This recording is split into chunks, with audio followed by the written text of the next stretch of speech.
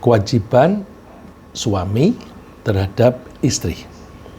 Ketika seorang pria menikahi seorang wanita melalui satu perjanjian yang disebut akad nikah, mereka berdua sekaligus menyetujui adanya kewajiban-kewajiban yang harus dilaksanakan oleh masing-masing pihak terhadap pasangannya. Suami begitu nikah ada kewajiban yang harus dipenuhi kepada istri, sebaliknya istri juga punya kewajiban terhadap suami. Jadi itu adalah konsekuensi dari akad nikah. Jadi akad nikah itu tidak hanya untuk mencari keuntungannya sendiri, ya kan, banyak orang yang nikah itu hanya untuk kepentingannya sendiri. Ya akibatnya pihak yang lain, partnernya, menjadi sengsara. Ada kewajiban-kewajiban yang harus dipenuhi oleh suami terhadap istri, dan sebaliknya ada kewajiban-kewajiban yang harus dipenuhi oleh istri terhadap suami. Bagi suami, ada beberapa kewajiban yang bersifat materi dan ada kewajiban yang bersifat non-materi. Bersifat non-materi ini biasanya diekspresikan dalam bentuk perilaku. Tentu perilaku itu adalah cerminan dari pola pikir, maka kalau kita ingin memenuhi kewajiban perilaku, kita mulai membentuk pola pikir yang benar dulu. Ya. Karena pola pikir kita itu mencari outlet, mencari jalan keluar, mencari ekspresinya, bisa melalui mulut, bisa melalui gerakan-gerakan. Dua-duanya harus kita laksanakan dengan baik. Kemudian di antara kewajiban yang bersifat materi adalah mahar atau mas kawin. Mas kawin ini kan seolah-olah kewajiban menjelang nikah atau pas waktu nikah. Kalau kita membahas kewajiban suami, kalau sudah nikah kan berarti mas kawin itu sudah kelewat. Saya memasukkan ini karena apa? Karena mas kawin itu boleh dibayarkan seketika, boleh ditunda.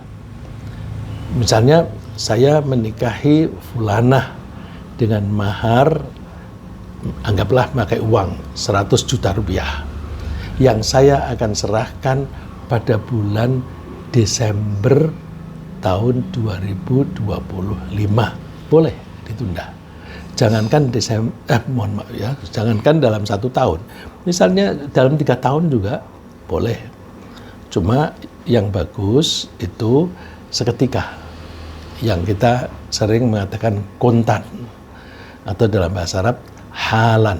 Ya. Jadi oleh karena itu, karena bisa diserahkan setelah akan nikah, barang 1 minggu, 2 minggu, berapa bulan atau berapa tahun, maka ini kita masukkan ke dalam kewajiban suami terhadap istri. Pertama-tama harus ada mahar yang diberikan oleh laki-laki kepada perempuan yang dinikahi. Bisa berupa uang atau yang bisa diuangkan. Apa itu bisa diuangkan? Dalam bentuk pelayanan. Misalnya seperti yang dijalani oleh Nabi Musa, itu mas kawinnya kan bekerja untuk calon mertua selama 8 tahun.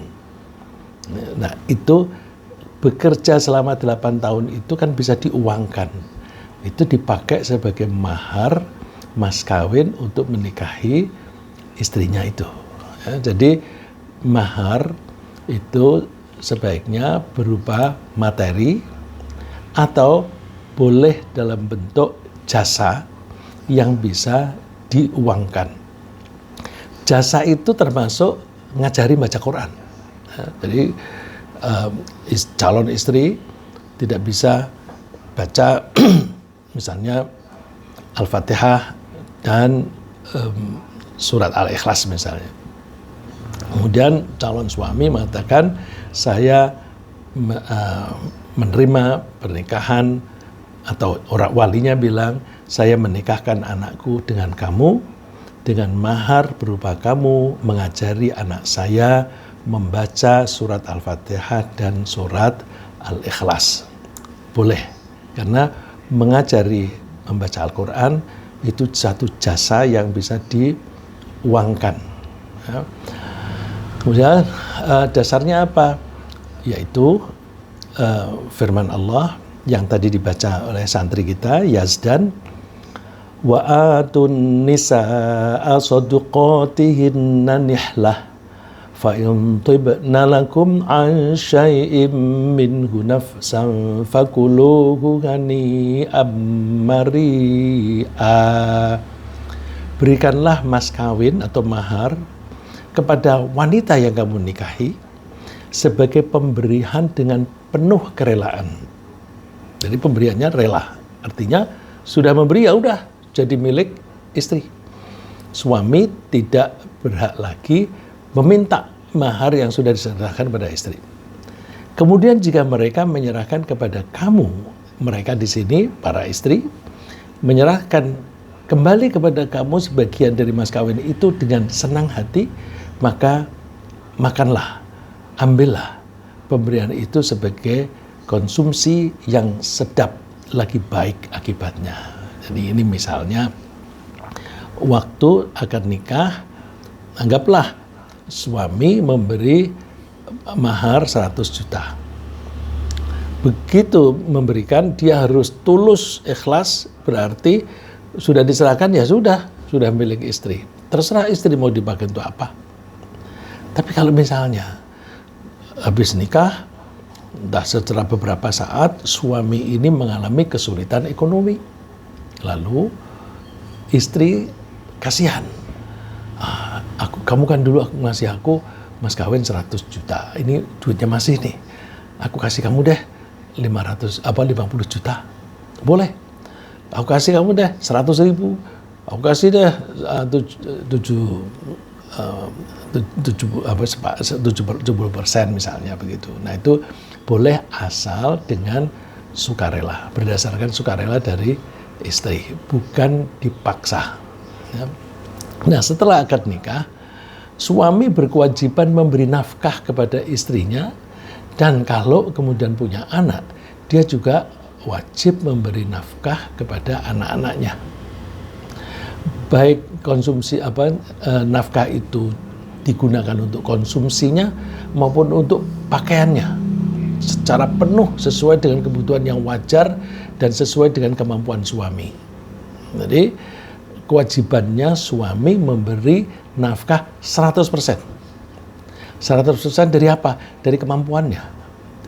Kalau dia itu kaya, ya dia memberinya sesuai dengan kekayaannya. Tapi kalau dia penghasilannya pas-pasan, ya sesuai dengan pas-pasannya tadi. Si istri tidak boleh menuntut lebih dari kemampuannya. Nah, kewajiban memberi nafkah ini juga berlaku bagi seorang laki-laki yang menceraikan istrinya. Selama mantan istri yang diceraikan tadi itu masih menjalani masa iddah. Ini saya sertakan karena apa? Jangankan istri yang masih berstatus sebagai istri, istri yang dicerai, dia wajib menunggu sampai masa iddah. Selama masa iddah itu, mantan suami wajib memberi nafkah penuh kepada istri yang diceraikan tadi. Kenapa kok begitu? Iya, karena selama masa iddah, suami itu masih berhak untuk kembali lagi kepada istri yang diceraikan tadi. Dan selama itu pula, istri wanita ini tidak boleh menerima lamaran dari laki-laki lain.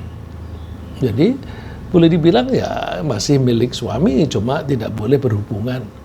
Nah kalau sudah kelewat masa iddah, baru istri yang diceraikan ini boleh menerima lamaran dari orang lain dan boleh menikah lagi.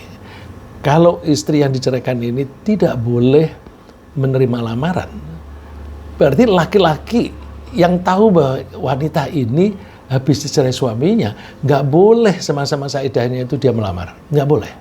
Ya. Melamarnya resmi ataupun tidak resmi. Misalnya tidak resmi, aku kepengen deh menikahi kamu nanti setelah kamu iddahnya selesai. Nggak boleh. Itu hanya boleh diucapkan setelah masa iddah selesai. Karena supaya mantan suami itu mempunyai hak penuh dalam pertimbangan mantan istri tadi. Karena kalau ada orang lain yang masuk, nanti istri ini dia akan mikir, wah enakan punya suami yang ini. Kemudian nanti ketika suaminya itu yang menceraikan tadi ingin kembali, ditolak. Ya. Jadi suami yang menceraikan paling berhak untuk menikahi dia kembali. Tapi menikahnya kalau selama masa iddah tidak perlu pakai akad nikah lagi. Ya. Asal ada perjanjian atau persetujuan, aku kembali ya kepada kamu ya. Terus wanitanya bilang, boleh, tapi jangan diulang lagi ya kesalahan itu ya. Ya, begitu. Nah itu boleh. Nah, kewajiban memberi nafkah ini harus dipenuhi setiap hari. Oleh karena itu kalau ada suami yang tidak mau memberi nafkah hanya dalam 1-2 hari, ya dalam 1-2 hari itu dia berdosa. Apalagi kalau suami ada kemampuan tetapi tidak memberi nafkah, ya selama itu dia dosa dan dosanya makin hari makin banyak. Nah ini dasarnya adalah firman Allah di surat At-Talaq, liyunfiq dzu sa'atin min sa'atih. Hendaklah suami yang masih status suami atau suami yang baru saja mentalak atau menceraikan istrinya harus memberi nafkah. Kalau dia dzu sa'atin, dia mempunyai kelonggaran dalam rezeki, dia mesti memberi nafkah itu min sa'atih dari kelonggarannya itu. Jadi jangan dipas, berapa butuhmu? 5 juta 1 bulan cukup? Kasih 5 juta. Padahal dia duitnya miliaran. Oh, enggak fair. Mesti dikasih secara longgar. Wa man qudira alaihi rizquhu falyunfiq mimma ataahu Allah. Dan orang yang rezekinya itu pas-pasan, hendaklah dia memberi nafkah itu sesuai dengan apa yang Allah berikan kepadanya. La yukallifullahu nafsan illa ma ataha. Allah tidak menuntut seseorang untuk melakukan kewajibannya kecuali sesuai dengan apa yang telah Allah beri.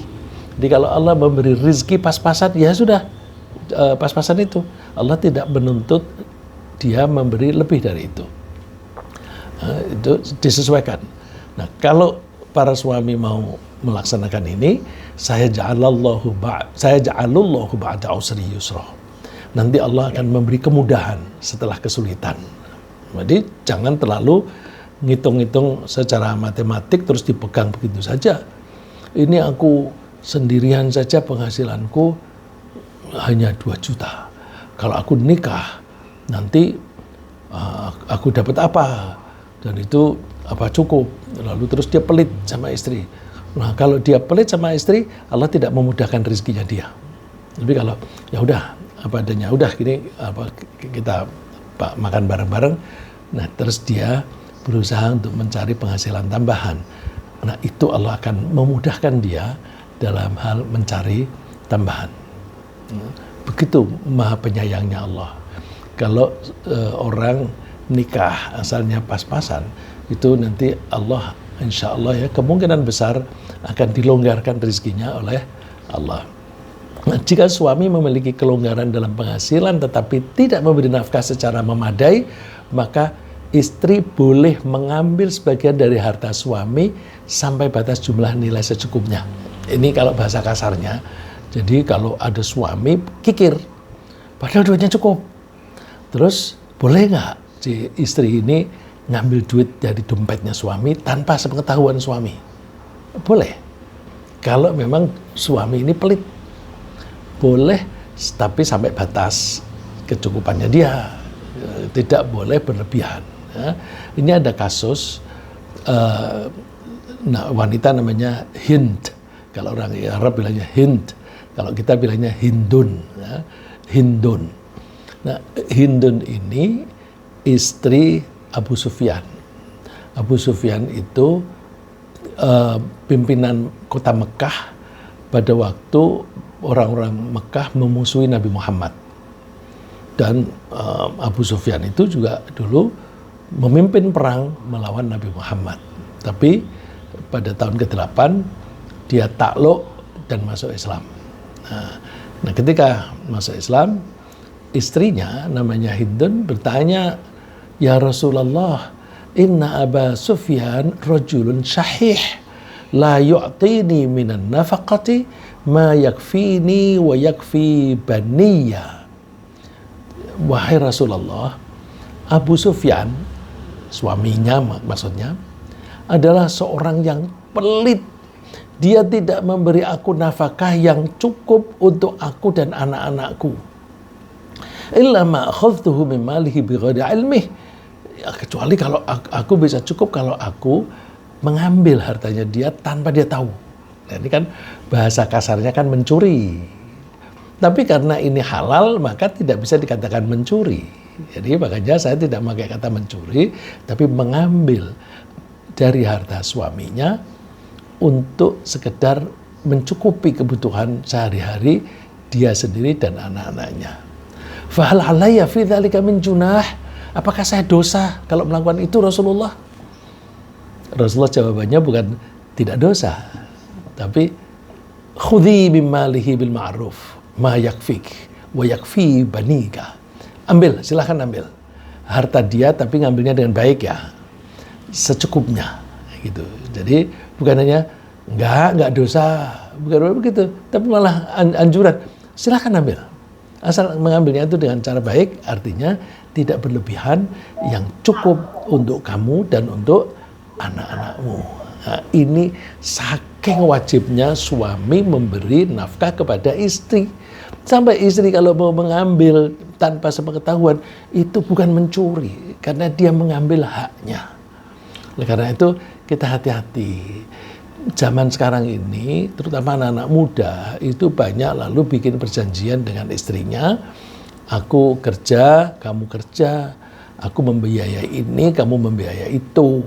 Ya, ada orang yang menurut saya tidak fair. Suaminya itu penghasilannya banyak sekali ya, sehingga tidak hanya cukup untuk konsumsi sehari-hari, tapi bisa beli rumah lagi.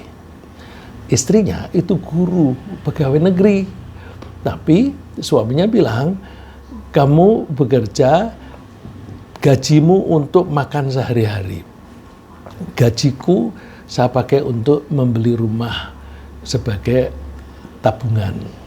Nah, tapi ketika beli rumah atas nama dia, terus kalau lebih lagi atas nama anaknya, tidak ada rumah yang atas nama istrinya.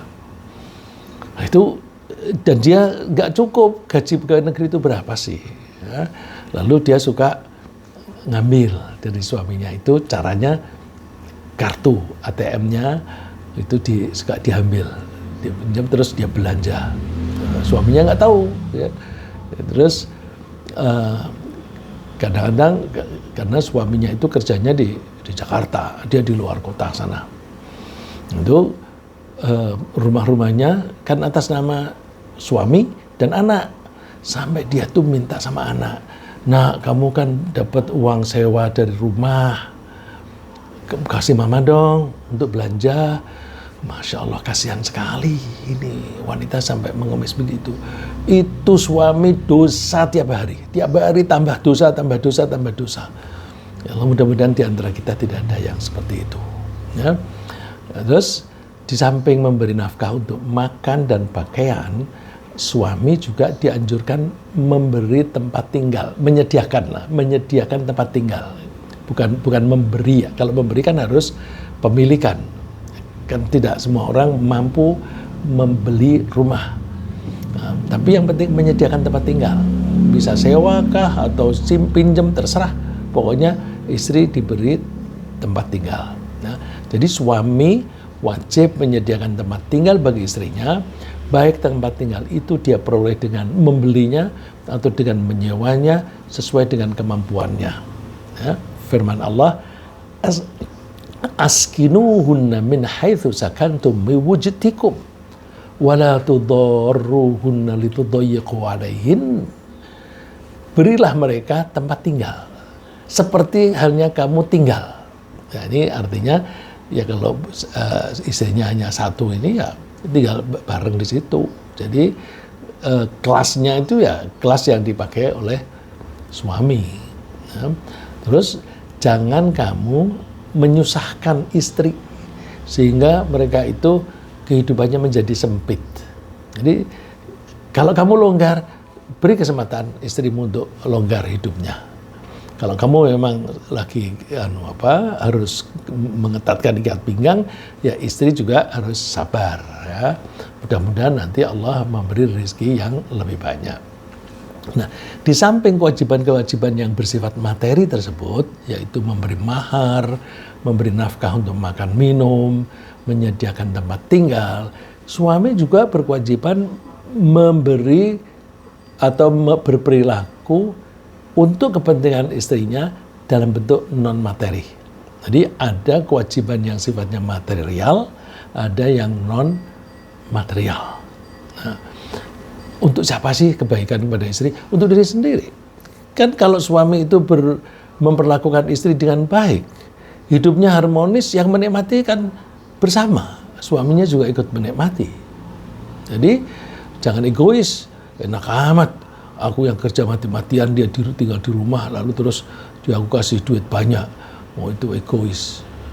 Kalau istrinya itu tidak stres karena duitnya pas-pasan untuk belanja keluarga, itu yang merasakan juga seluruh anggota keluarga. Maka kebaikan suami kepada istrinya itu untuk kenikmatan bersama. Ya. Lalu apa kewajiban suami terhadap istri yang non material? Ada yang paling utama. Yang paling utama dan paling mendasar di antara kewajiban-kewajiban non materi dari suami kepada istri adalah menjaga istri dan seluruh anggota keluarganya jauh dari kemungkinan masuk neraka. Ini prinsip. Jadi harus memperlakukan istri dan anak supaya istri dan anak ini tidak masuk neraka. Ya, kalau ada kaitannya dengan materi tadi misalnya ya. Kalau istri itu diberi belanja sangat kurang dari kebutuhannya, kan ada kemungkinan istri itu ngutang. Nah, kalau dia ngutang, dia kan bingung membayarnya nanti bagaimana. Ngutang itu masih lumayan. Kalau dia kemudian mencuri, nah jadi kikirnya atau pelitnya suami kepada istri menyebabkan istri berbuat dosa, yaitu mencuri. Dengan mencuri dia masuk neraka. Ini suaminya ikut dosa. Ya, meskipun istrinya yang mencuri, suaminya ikut dosa. Karena kenapa dia mencuri? Karena suaminya tidak melaksanakan kewajibannya. Ya, jadi suami harus menjaga istrinya dan pada anak-anaknya kalau ada, jangan sampai masuk neraka. Itu tadi yang paling ekstrim, itu jangan sampai dia melakukan pelanggaran-pelanggaran. Juga termasuk jangan sampai istri itu tidak melaksanakan kewajiban dari Allah. Jadi kalau istri tidak mau sholat, itu ya harus diperingatkan. Begitu pula anaknya. Ya, saya jadi ingat, saya punya saudara yang ya saudara sambungan ya. Sambungan itu artinya karena perkawinan, dia ada darah keturunan Arab. Terus dia Arab yang cakep itu, kulitnya putih, cakep sekali, hafal Quran. Kemudian dia kepingin menikahi orang Arab yang syarifah gitu, yang katanya keturunan Nabi. Terus setelah hidup bersama istri itu, ternyata nggak mau sholat. Jadi, lah kok kamu nggak sholat? Ini suami ini kan orang hafal Quran, tahu kewajiban setiap orang itu harus melakukan sholat 5 kali sehari. Apa tuh jawabnya? Kan aku sudah dijamin oleh Tuhan masuk surga. Semua keturunan Nabi kan bisa masuk surga. Oh, terus, nah si suaminya tidak percaya bahwa pedoman yang dia pakai itu berupa hadis yang sahih dari Nabi. Orang suka-suka mengaku bahwa oh ada kok hadisnya. Bukan hadis, itu palsu. Kalau palsu itu ya bukan hadis. Terus dia nggak mau sholatnya, akhirnya diceraikan. Karena apa? Tetap aja tidak mau sholat. Karena kalau sampai terus-menerus nggak sholat, istrinya berdosa, suaminya ikut berdosa karena tidak memperhatikan itu, dan sedangkan dia ditugasi oleh Allah untuk menjaga agar istrinya jangan sampai masuk neraka. Nah, ini pedoman umumnya yang ayat ini populer. Ya ayyuhalladzina amanu qu anfusakum wa ahlikum naro. Wahai orang-orang yang beriman, jagalah dirimu sendiri dan keluargamu. Jadi dimulai dari start with yourself. Mulai dengan dirimu sendiri, itu kamu jaga, jangan sampai dirimu masuk neraka. Terus juga jaga keluargamu, jangan sampai masuk neraka. Neraka itu sengsara loh ya, tinggal di sana. Waquduhan nas wal hijarah. Bahan bakarnya itu manusia dan batu. Oh ya, karena di situ sudah banyak api, maka orang yang ada di situ menjadi terbakar. Karena terbakar, maka seolah-olah dia menjadi bahan bakar. Ya, atau menambahi sebagai bahan bakar. Juga batu-batu itu menjadi ikut terbakar saking tinggi panasnya. Alaiha malaikatun ghiladun syidatun la ya'sunallaha ma amarahum wa yaf'aluna ma yu'marun. Di neraka itu ada penjaga-penjaga berupa malaikat yang wajahnya keras, kasar, dan itu menakutkan. Mereka kelihatannya kasar begitu, tapi taat kepada Allah 100%. Taat, suruh melemparkan orang ini ke api, jadi ya dilakukan. Kok tega amat? Dia bukan tega atau tidak tega, tapi dia tunduk kepada Allah. Allah memerintahkan masukkan ke neraka, masuk. Oleh karena itu kita yang merasa suami, kita berusaha untuk menjaga keluarga kita jangan sampai masuk neraka. Sebenarnya kalimat ini kan umum, wahai orang-orang yang beriman. Nah ini kalau ternyata yang imannya lebih kuat itu istri, suaminya kurang kuat, istri juga harus ikut membantu jangan sampai keluarganya masuk neraka, terutama kepada anak-anaknya, ya, karena istri akan diminta pertanggungjawaban terhadap pendidikan anaknya.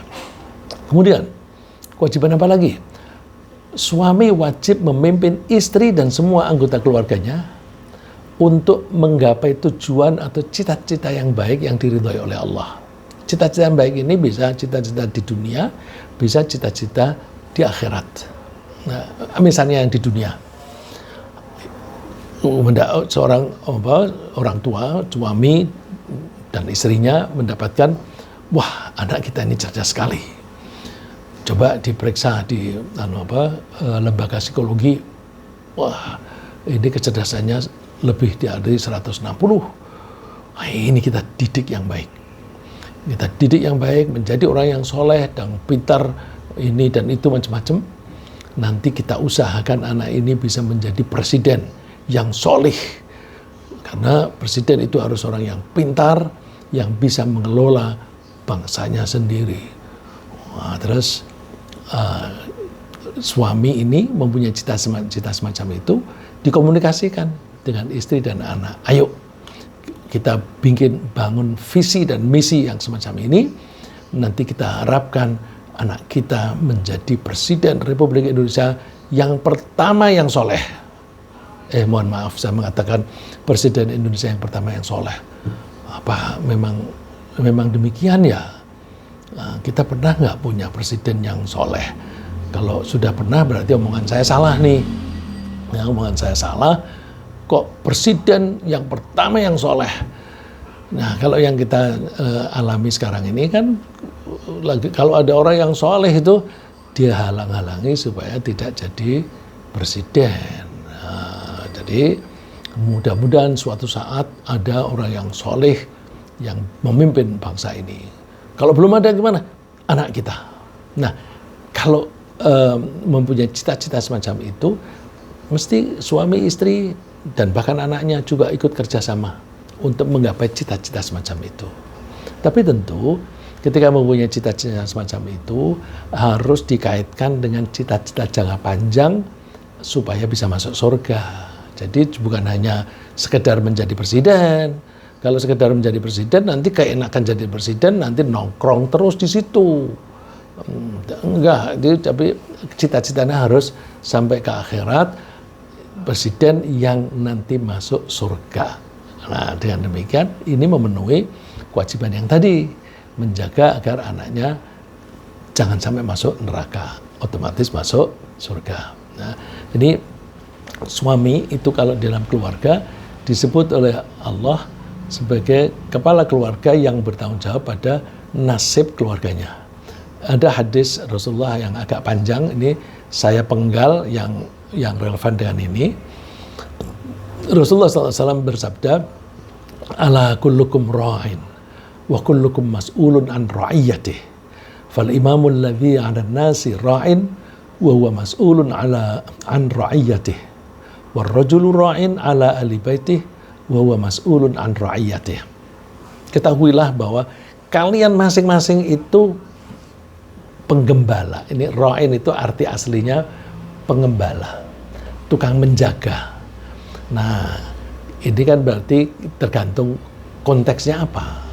Kalau konteksnya itu dia menjaga atau mengelola binatang, maka ra'in itu penggembala.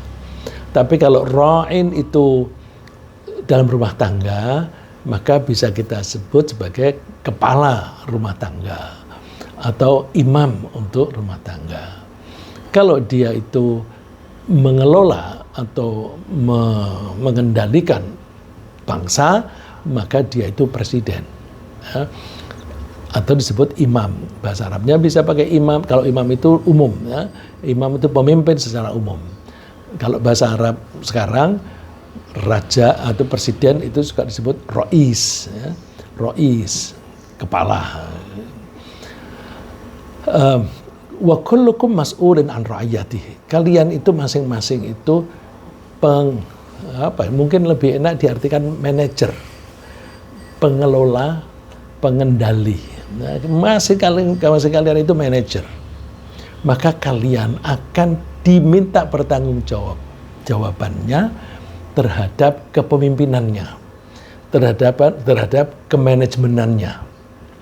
Dikasih contoh oleh Nabi, fal imamul ladzi 'alan nas, pemimpin yang memimpin manusia banyak, maka dia adalah ra'in, pemimpin suatu bangsa, dan dia akan diminta pertanggungjawabannya atas pengelolaannya. Nah, pengelolaan itu bahasa Arabnya ra'iyatih. Ra'iyatih. Nah, kebetulan ra'iyatih ini dalam bahasa Indonesia diadopsi menjadi rakyat gitu. Jadi rakyat itu pihak yang dikelola, yang dimanage oleh orang lain. Jadi oleh karena itu kalau dalam bahasa Indonesia rakyat itu manusia-manusia bangsa Indonesia yang dipimpin, dikelola oleh seorang presiden. Nah, itu namanya rakyat. Nah, ini disebutnya ra'iyati. Sebenarnya ra'iyati itu umum, ya. Kalau itu kepala rumah tangga, ra'iyah itu ya istri dan anak-anak. Nah, kalau dia kepala sekolah, ya ra'iyah itu ya guru dan para murid. Warrajulu ra'in ala ahli baiti. Nah, ini setiap orang laki-laki dia juga pengelola anggota keluarganya sendiri. Wa huwa mas'ulun an ra'iyati. Lagi istilahnya ra'iyati juga, dia akan diminta pertanggungjawaban terhadap rakyatnya. Rakyat dalam arti ini bahasa Arab artinya pihak-pihak atau orang-orang yang di bawah pengelolaannya dia gitu. Nah, kemudian kewajiban lagi suami kepada istri, yaitu suami harus atau wajib memperlakukan istri dengan baik, dengan penuh kasih sayang dan penuh keramahan, terutama dalam pergaulan sehari-hari. Jadi, semua suami dianjurkan seperti itu. Coba kalau kita perhatikan perintah Allah ini tanpa menyebutkan syarat. Wa'ashiruhunna bil ma'ruf. Bergaullah dengan istrimu dengan cara yang baik. Ashir itu bergaullah. Ya. Bergaulah ini kalau kita terjemahkan dalam bahasa Indonesia menjadi gaulilah. Nah, gaulilah itu bisa ambigu, artinya bisa ini bisa itu. Maka lebih enak terjemahnya bergaullah dengan istrimu dengan cara yang baik, tanpa syarat. Tidak ada syarat misalnya kalau istrimu sehat, kalau istrimu cantik, kalau istrimu mau nurut sama kamu, nggak ada syarat. Bergaulilah dengan cara baik. Nah kalau istrinya tuh bandel gimana? Nasihati, tapi nasihatnya dengan baik, gitu. Jadi bukan lalu terus memperlakukan istri dengan baik itu, kalau dia nggak sholat terus dibiarin aja. Ya udah biarin, aku kan bergaul dengan dia dengan baik. Enggak, tetap menganjurkan, tapi sesuai dengan kondisi istri tadi. Kalau dia memang perlu dimarahi, marahi. Marah itu seringkali perlu loh ya. Karena marah itu kan bagaikan batasan koridor atau jalan itu. Kalau terlalu ke kanan atau terlalu kiri itu ada selokan itu, kamu bisa terjerumus tuh. Nah, itu sebelum sampai ke situ, ya kalau dia berada di tengah kita bilang ya di situ bagus. Tapi kalau begitu minggir-minggir, hati-hati ya. Terus kalau dia ceroboh, mulai bilangnya hati-hati sambil bentak, jangan ke situ. Nah, itu jadi baik itu sesuai dengan konteksnya. Tidak harus selalu ngomongnya lemah lembut saja, tapi kadang-kadang perlu marah. Nah, karena kalau istri tidak pernah dimarahi itu nanti dia mengira dia boleh berbuat apa saja. Nggak, harus ada ketentuannya. Karena kan suami kan harus menjaga jangan sampai dia masuk neraka. Ya. Dan di sini juga tidak ada persyaratan. Kalau istrimu melayani kamu, kalau istri lumpuh gimana? Nggak ada syarat. Jadi meskipun istri lumpuh harus dipergauli dengan cara yang baik. Tapi kadang-kadang, ya ini bukan kadang-kadang, semua orang itu kan punya kelemahan. Nah, kalau kita itu memperhatikan ada kelemahan pada istri, sehingga kita itu suami ya, maksud saya kita itu suami melihat, wah dia tuh gitu. Hati-hati ya.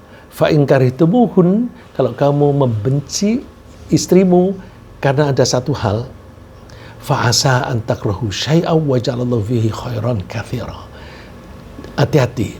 Jangan-jangan kamu tidak suka ada bagian dari istrimu, tapi di bagian yang kamu tidak suka itu, di situ ada banyak kebaikan.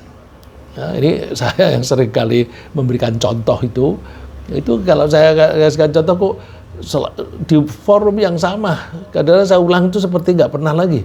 Ya karena kalau saya ketemunya sebulan sekali atau apalagi sampai membahas, sering ketemu tapi membahas yang lain-lain, terus ketemu lagi 3 bulan lagi, saya ingetin, baru inget lagi. Itu seringkali saya ngasih contoh. Bapak-bapak, kalau istri cerewet, baik apa tidak? Enggak. Seneng nggak istri yang cerewet? Enggak. Tidak suka. Loh, jadi kadang-kadang istri itu cerewet, kita suami tidak suka. Nah, hati-hati. Di bagian yang kamu tidak suka itu jangan-jangan di situ ada banyak kebaikan. Nah, ini coba kita cek. Ketika istri kita cerewet, istri yang normal ya, wanita yang normal, itu kalau udah cerewet, kenapa sih? Isinya apa? Words-nya, kata-kata yang dikeluarkan itu apa? Isinya nasihat. Nah, kalau suami dinasehati oleh istri, kok dia tidak mengindahkan, kesalahan itu diulang lagi. Orang yang paling sabar, paling tekun memberi nasihat itu istri. Coba kalau teman baik atau orang lain, menegur sekali, 2 kali, 3 kali, kok dia nggak mempan, udah, biarin aja. Aku kan sudah negur, aku sudah tidak dosa lagi. Apalagi kalau itu seorang penguasa, diingetin, mendingan kalau dibiarin. Terus kalau masukin ke penjara, itu tidak baik. Nah, ini istri ada suka cerewet terus kemudian ditampar. Jangan begitulah. Jangan-jangan kecerewetannya dia itu justru baik. Wanita normal yang cerewet itu biasanya karena suaminya dinasehati bandel. Dinasehati sekali nggak mempan, besok dinasehati lagi 2 kali nggak mempan lagi, 3 kali nggak mempan lagi, sampai 10 kali nggak mempan. Menegurnya berikutnya itu nadanya makin naik. Karena nadanya makin naik, suami lalu kesal, cerewet. Jadi kadang-kadang isi itu baik, isinya nasihat. Tapi kalau penyampaiannya itu dengan nada tinggi, yang ditangkap itu nadanya yang tinggi. Karena nadanya yang tinggi, lalu terus dia nggak suka. Nah, oleh karena itu kalau kita nasihati orang, sebaiknya nggak usah tinggi-tinggi lah suara kita. Tapi kadang-kadang laki-laki itu bandel, terutama kalau masalah rokok. Wah, perokok itu susah itu dinasehati. Nah, oleh karena itu seringkali istri kalau suaminya ngerokok, ini rokok, ada bayi di kamar itu, nafasnya sesak, cerewet gitu. Itu kan padahal nasihat cerewetnya itu kan hal yang baik untuk bayinya dan baik juga untuk suaminya supaya tidak sakit paru-paru. Nah, itu tapi seringkali orang yang egois itu tidak bisa melihat kebaikan orang lain, ya, tidak bisa melihat kebaikan istrinya. Karena tidak bisa melihat kebaikannya, justru kebaikan itu dianggap jelek sehingga dianggap cerewet. Nah, ini mohon maaf ini bapak-bapak, ini saya juga seorang bapak. Jadi kalau misalnya sama-sama bapak ini ya self criticism, ya, ngeritik diri sendiri tapi untuk kebaikan. Karena kalau hidup suami istri itu rukun, yang menikmati itu seluruh anggota keluarga. Jadi nggak usah merasa bahwa enak aja aku mengalah terus. Enggak, kadang-kadang itu mengalah itu penting untuk kemenangan. Dengan mengalah itu kemudian suasana kehidupan menjadi harmonis, kita menikmati semua. Ya. Jadi jangan-jangan kita itu melihat ada aspek yang kita anggap tidak baik pada istri, ternyata di situ banyak kebaikan. Lagi, apa perilaku yang harus kita lakukan? Bermusyawarah dengan istri. Ya. Suami juga diperintahkan oleh Allah untuk bermusyawarah dengan istri dan melibatkannya dalam mengambil keputusan mengenai urusan-urusan bersama dan urusan keluarga. Wa'tamiru bainakum bima'ruf. Bermusyawarahlah kamu dengan para istri dengan cara yang baik. Karena rumah ini kan rumah tangga itu kan kehidupan bersama. Kalau ada keputusan bersama, maka kalau ada masalah-masalah yang bersama mesti diselesaikan secara bersama-sama. Dan besar sekali kemungkinan suami dan istri mempunyai ide yang berbeda. Nah, kalau perbedaan itu jauh, itu kalau yang satu mengambil satu keputusan, yang satu bisa ngambek. Maka perlu dirundingkan, nanti cari titik tengah. Titik tengah itu ukurannya apa? Quran. Kenapa Quran? Quran itu kan yang berfirman Allah itu tidak punya kepentingan dengan kita. Maka kalau kita memakai pedoman dari Allah, itu adalah pedoman yang tidak memihak, tidak merusak. Jadi oleh karena itu, kalau kita pakai pedoman dari Al-Quran, itu adalah cara yang paling bagus. Karena kalau kita berpedoman pada selera, orang yang berpedoman pada selera itu kecenderungannya angkuh. Ya aku maunya begini, pokoknya begini.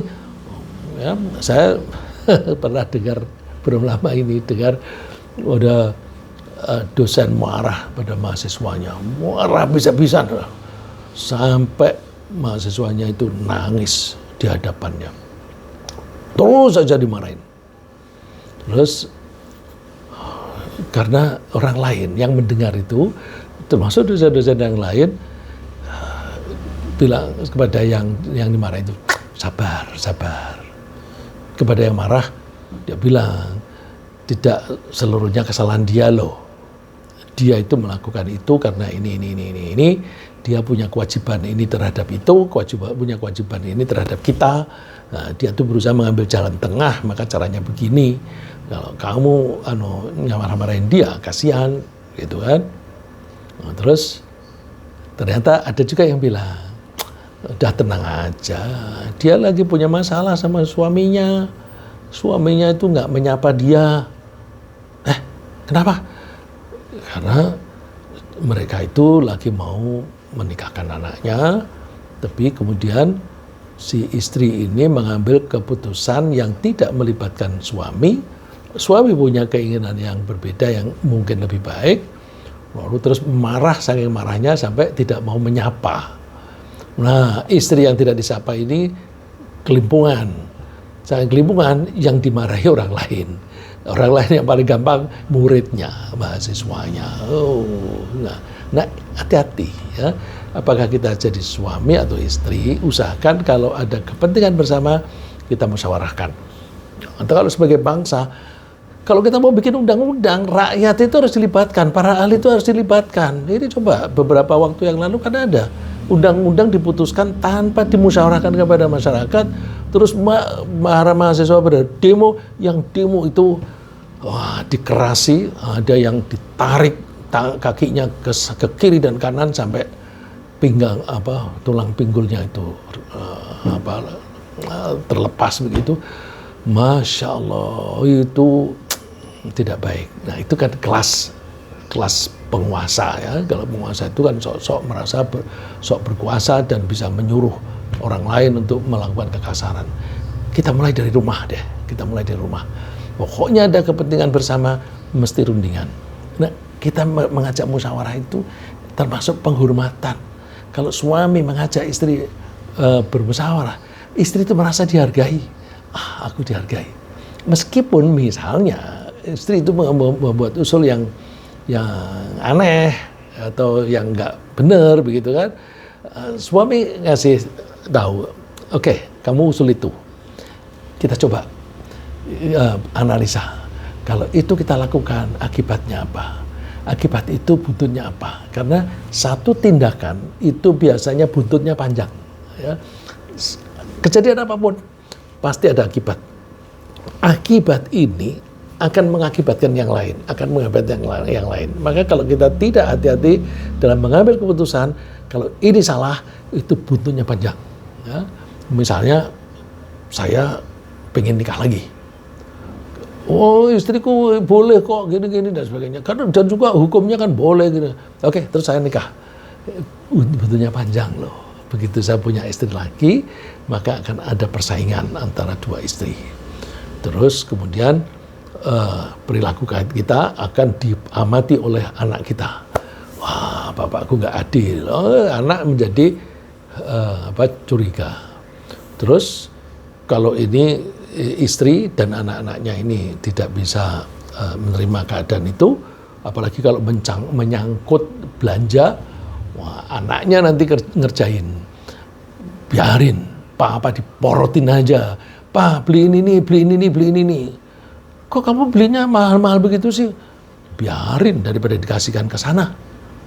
Jadi dia menciptakan musuh di dalam keluarga.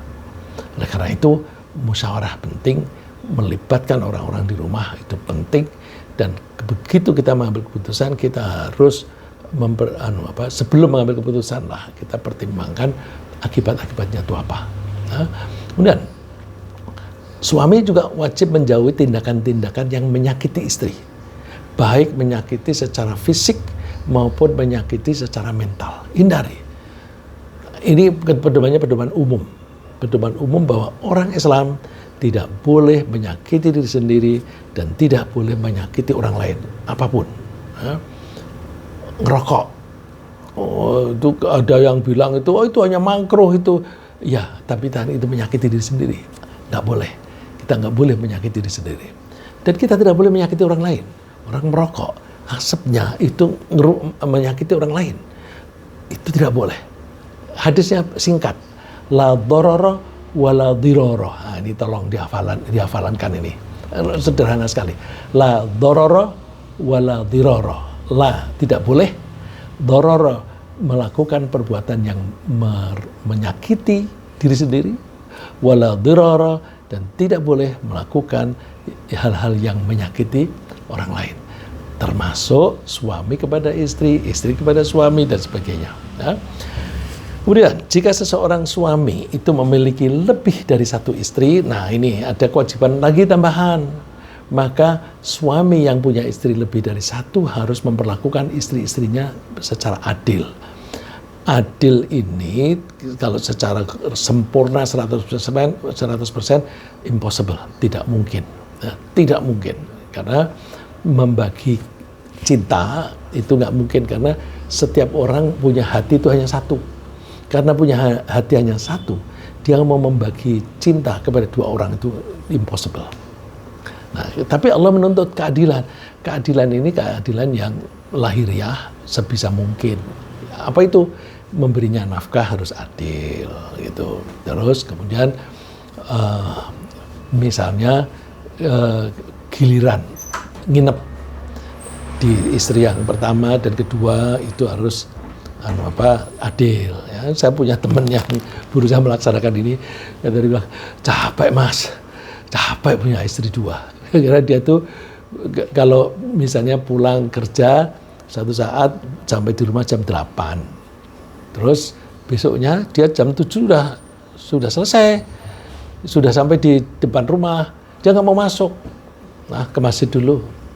Kenapa? Aku kemarin masuk di rumah istri yang satu jam 8. Aku malam ini juga harus ke istri yang satu jam 8. Nunggu jam 8.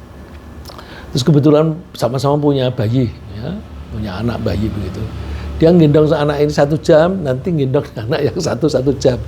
Capek mas. Ya.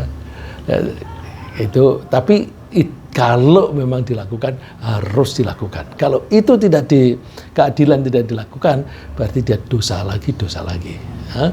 Makanya Allah mengajarkan begini, wa in khiftum alla tuqsitu fil yatama fankihu ma taba lakum minan nisa'i mathna wa thulatha wa ruba'. Ini konteksnya begini. Dulu zaman Nabi kan seringkali terjadi peperangan. Dan, mereka tinggal di Madinah, suka diserbu oleh pasukan dari Makkah. Nah kalau perang kan mesti ada yang meninggal. Begitu ada yang meninggal kan ada wanita yang jadi janda, ada anak yang jadi yatim. Dan saat itu mencari pekerjaan untuk wanita itu tidak gampang. Oleh karena itu cara menolong wanita dan anak-anak ini gimana? Nikah. Jadi saat itu nikah 2, 3, sampai 4 itu baik. Baik karena mengatasi masalah. Sekarang masalahnya nggak begitu. Kemudian orang-orang sekarang ini karena selera aja. Kalau selera terus bilang, sunnah Nabi itu kawin lebih dari 1. Enak aja bilang sunnah Nabi. Kalau sunnah Nabi itu berikut alasan-alasannya dong. Berikut alasan-alasannya. Makanya ada hadis yang mengatakan bahwa kalau ada seseorang itu meninggal, dia meninggalkan 2 istri dan anak-anak, dia masuk surga. Loh, kalau begitu punya 2 istri bisa menyebabkan masuk surga. Ya, kita memahaminya hati-hati. Mempunyai 2 istri itu kan dalam rangka menolong. Menolong itu kan kasih sayang.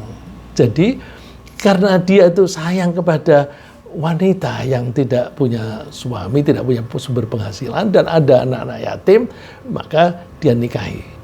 Tapi diwanti-wanti oleh Allah. Tapi kalau kamu tidak bisa adil, wa in khiftum an la tuqsitu fil yatama, kalau kamu tidak bisa berlaku adil terhadap anak-anak yatim itu, fankihu ma taba lakum, maka kamu boleh nikah 2, 3, atau 4. Jadi tujuannya supaya bisa memperlakukan anak-anak itu supaya memperlakukannya secara adil. Tapi tambah lagi, fa in khiftum an la ta'dilu, kalau kamu tidak bisa adil terhadap istri, fa wahidatan, 1 aja. Nah, kalau kamu tidak bisa adil terhadap istri, 1 aja. Auma malakat aimanukum dzalika adna alla ta'ulu, dan sebagainya. Ya, jadi kalau kita memahami ayat Quran atau hadis, jangan lupa konteksnya. Konteksnya apa? Nanti kalau orang melihat teksnya ini aja seperti ini, ini dianjurkan untuk nikah 2, 3, 4. Jadi kalau tidak nikah lagi, itu tidak mengikuti ajaran Quran. Oh, enak aja itu. Konteksnya itu kayak apa? Mereka nikah lagi itu untuk menolong para wanita dan anak-anak yatim. Kita kalau nggak ada alasan itu umumnya hanya karena hawa nafsu. Kalau hawa nafsu nggak usah dituruti lah. Ya. Baik, pagi ini ringkasnya apa yang kita bahas adalah bahwa suami secara materi wajib memberi mas kawin kepada wanita yang dinikahinya, wajib memberinya nafkah, dan wajib menyediakan tempat tinggal. Secara non materi, suami wajib menjaga istri dan keluarganya dari neraka, wajib memimpinnya, wajib memperlakukan istri dan keluarganya dengan baik, dan wajib mengajak mereka bermusyawarah, dan tidak boleh menyakiti baik secara fisik maupun mental, dan harus memperlakukan para istri, kalau lebih dari satu, secara adil. Semoga Allah membimbing kita terutama para laki-laki, bisa melaksanakan kewajiban-kewajiban terhadap para istri dan keluarga.